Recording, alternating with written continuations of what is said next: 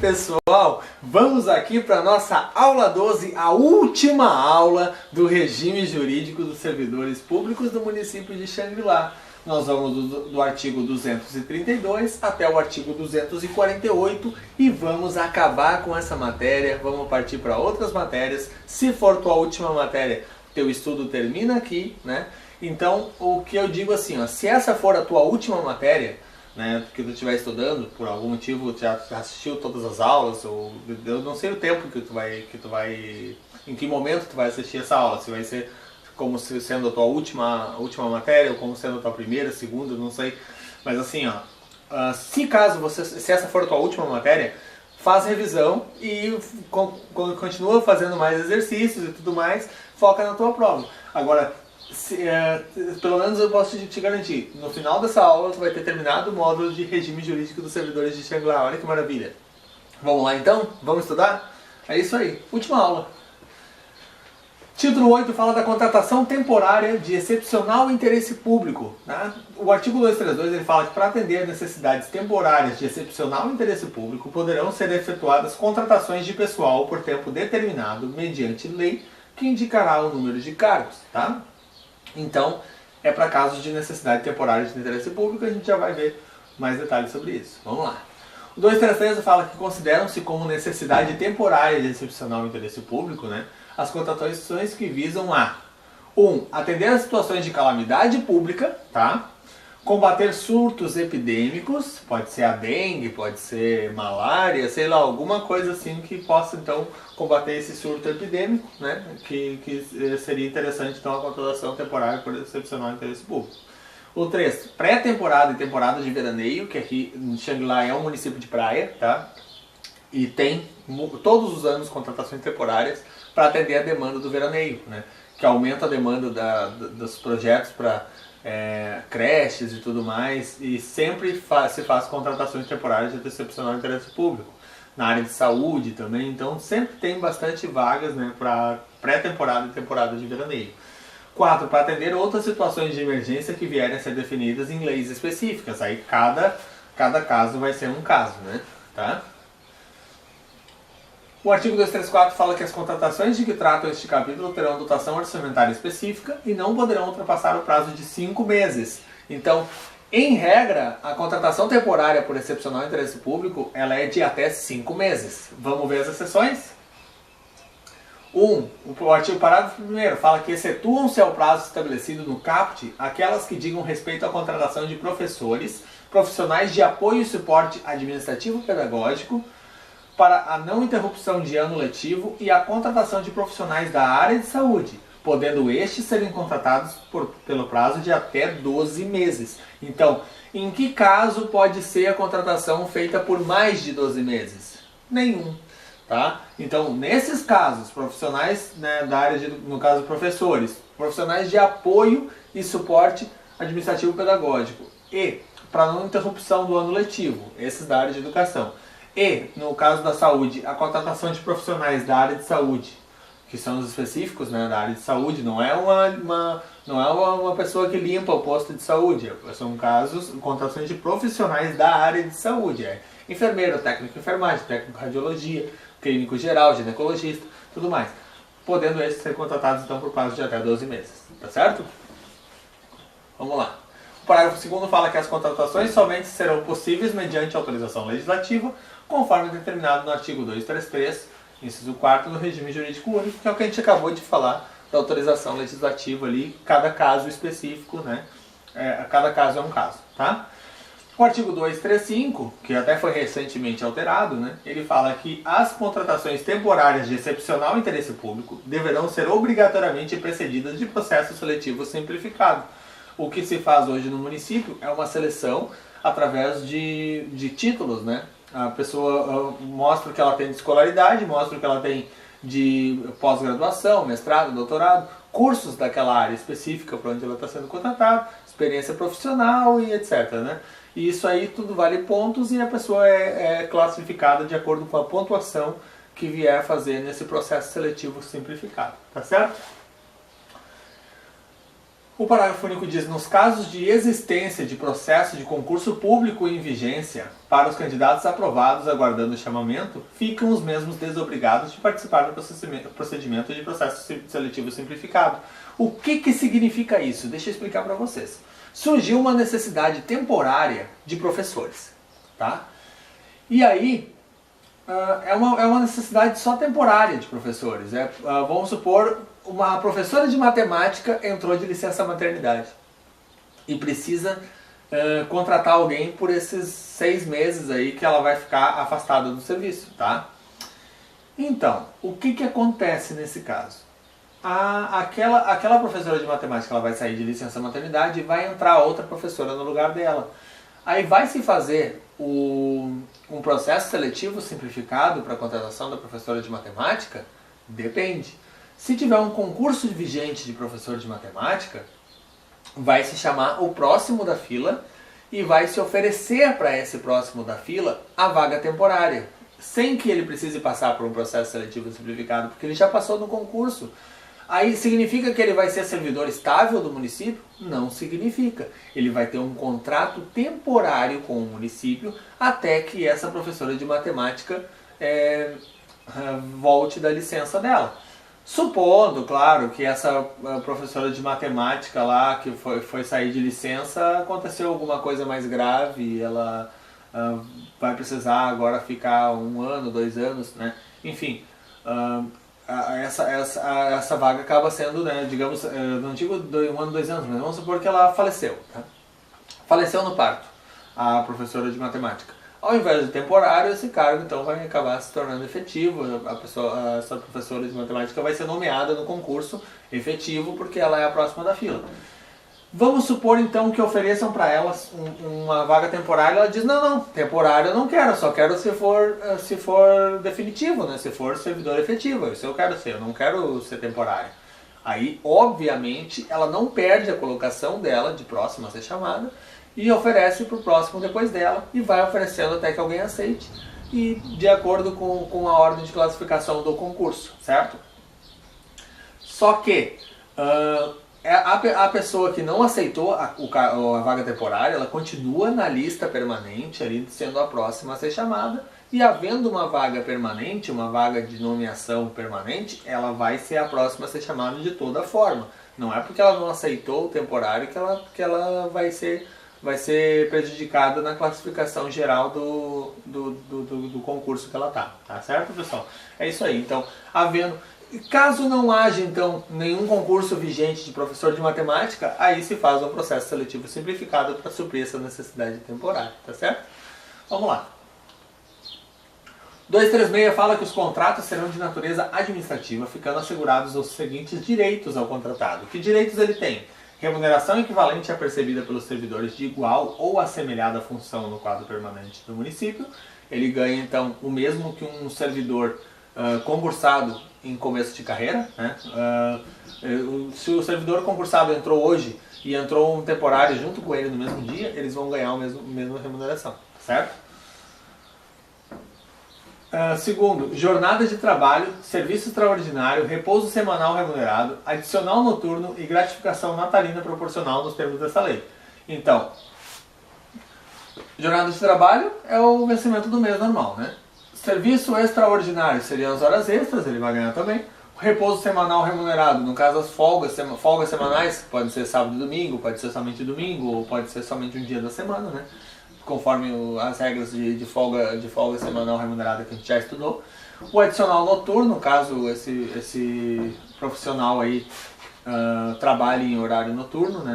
Não necessariamente vai ser um professor, ele pode ser um fiscal tributário que vai fiscalizar boates às 2 horas da madrugada, né? Então, adicional noturno. E gratificação natalina proporcional, no caso o conhecido como 13º, né? Proporcional também nos limites dessa lei, tá? 3. Férias proporcionais ao término do contrato, tá? Também vai ganhar as férias proporcionais. O 4. Inscrição em sistema oficial de previdência social. No caso, o regime próprio de previdência social do município, ele é só para servidores concursados, né? E ele é também para, no caso, somente para servidores concursados. E para os servidores cargo em comissão, né, por exemplo, cargo em comissão e os contratados temporários, esse sistema oficial de previdência social vai ser o INSS, que é o regime geral, tá certo? Vamos lá. O título 9 fala das disposições gerais, transitórias e finais. O capítulo 1 fala das disposições gerais, então. Artigo 237. O Dia do Servidor Público será comemorado a 28 de outubro. Então, todo dia 28 de outubro é feriado municipal, certo? O artigo 238, ele fala: os prazos previstos nessa lei serão contados em dias corridos, excluindo-se dia do começo e incluindo-se dia do vencimento, ficando prorrogado para o primeiro dia útil seguinte o prazo vencido em dia que não haja expediente. Ok? Só para informação, né? 239 fala que, considerando-se da família do servidor, além do cônjuge e filhos, quaisquer pessoas que vivam às suas expensas e constem de seu assentamento individual. Então, ele pode ter ali um sobrinho que mora junto e ele acaba sendo considerado como família do servidor da mesma forma, tá? O parágrafo único diz que equipara-se ao cônjuge, a companheira ou companheiro com mais de 5 anos de vida em comum ou por menor tempo, se da união houver prole. Esse aqui é um parágrafo que provavelmente ele não deva cair na tua prova, sabe por quê? Porque o Código Civil em relação a isso já pensa um pouco diferente, né? Então,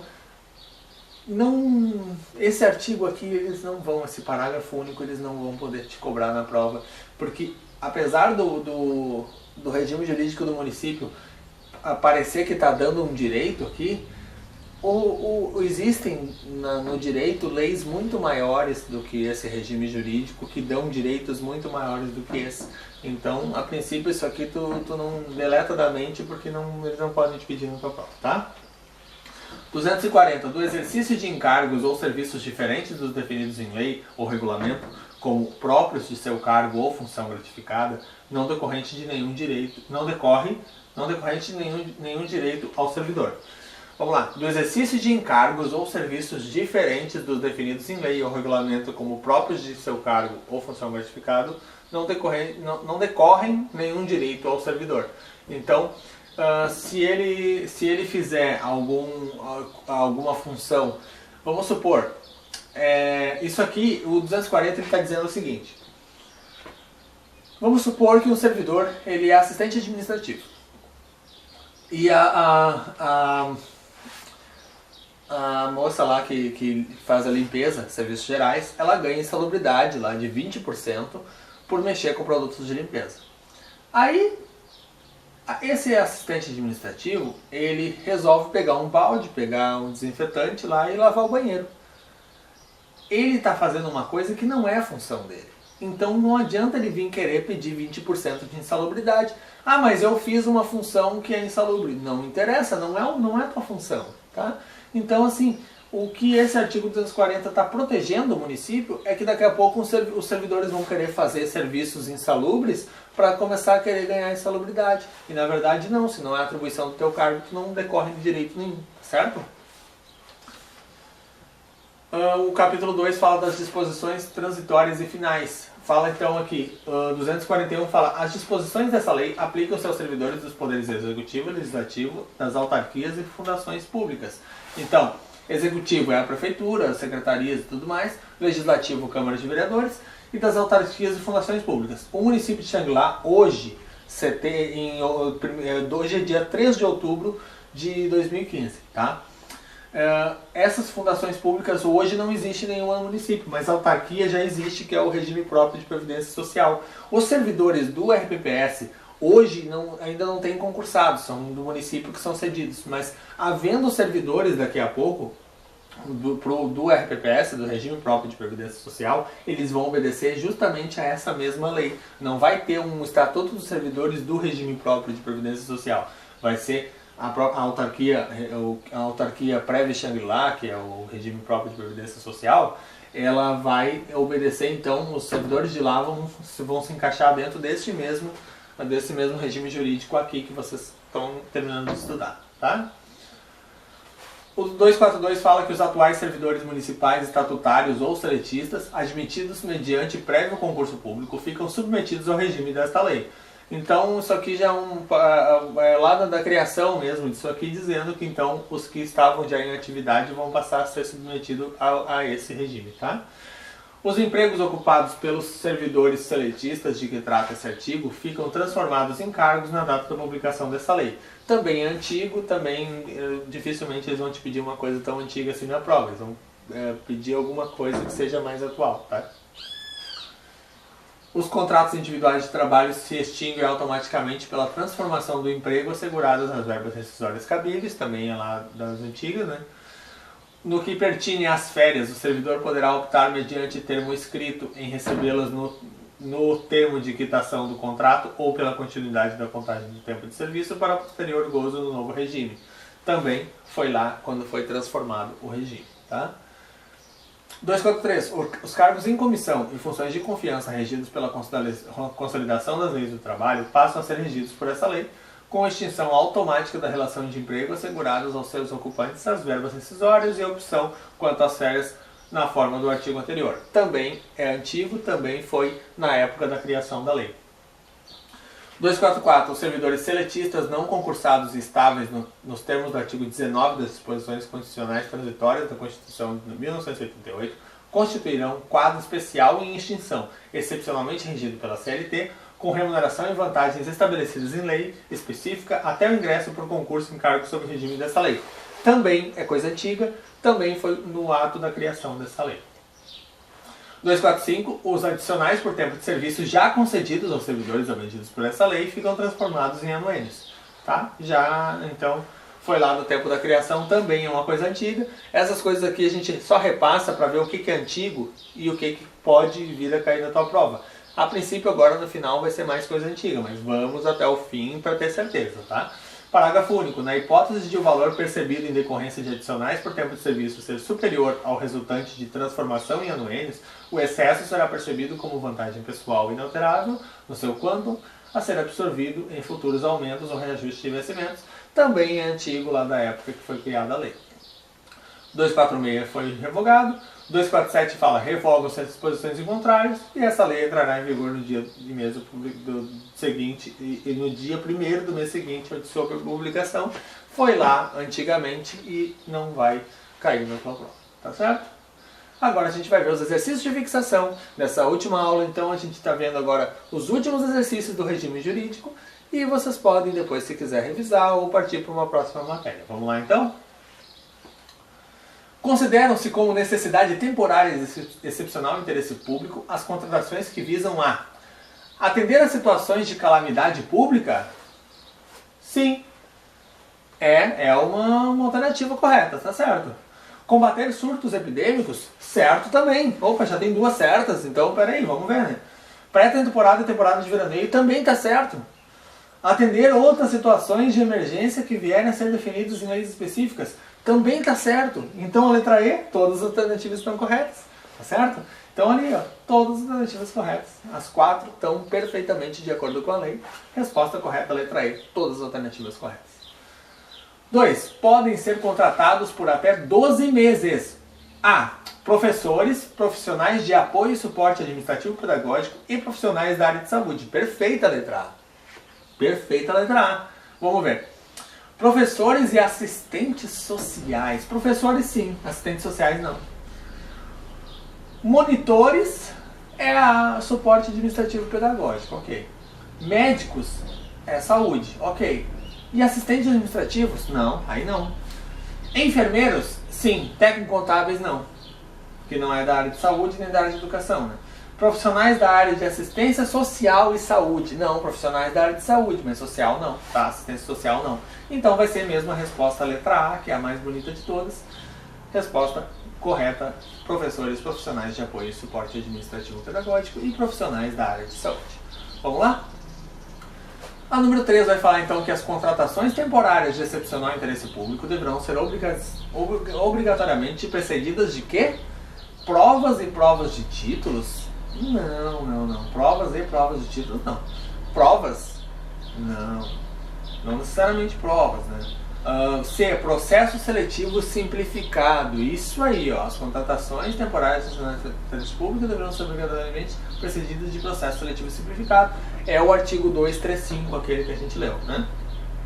Concurso público, obviamente não, né? O concurso público é para provimento de cargos efetivos e não para processo seletivo para temporário, né?